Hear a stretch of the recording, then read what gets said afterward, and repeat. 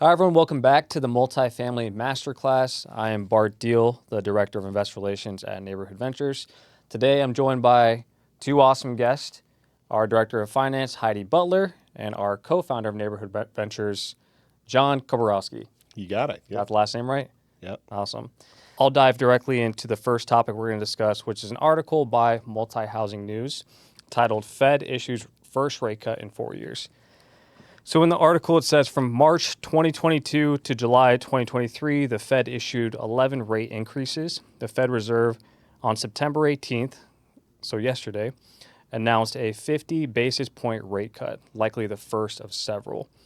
Multifamily experts have been expecting such a move, but some are on the fence about whether it's too little, too late to ease the stress in the multifamily market. With banks still hesitant to lend, thin margins on investments, and looming debt maturities, one cut might not be enough. Yet others are still very hopeful that this will improve market sentiment. So I have a few questions for you guys. Sure. I know in the past couple of years, transaction volume has been down comparatively. Significantly. Yep. But how do you guys anticipate this rate cut will impact multifamily investment opportunities? Well, I'll give you the. For me, I was dancing last night. I mean, this is big.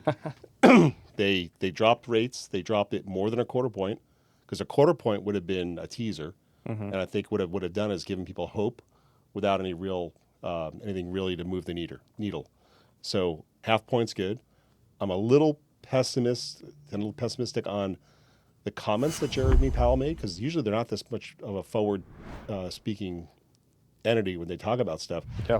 But to say that they're going to have another half point before the end of the year and then another point drop next year, I'm hoping that's just not to help supercharge the economy for benefits of political positioning right now. But I'll take the half point. What that's going to do, remember, that's money that the banks borrow from the Fed. It's not money we borrow, and it doesn't affect us directly. It's an indirect relationship. So the banks now pay 50 basis points or half a point less for the money they're borrowing.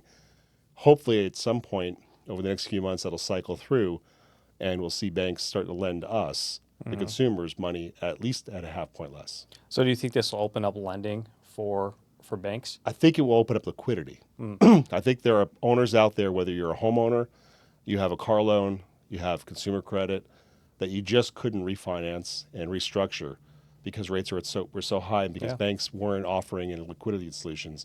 So I think that's what it's going to do. It's going to open up the opportunity for people to start restructuring their debt, pay off credit cards, refinance a car loan, refinance home loans, and other consumer credit out there, which is going to help move the economy a little bit more.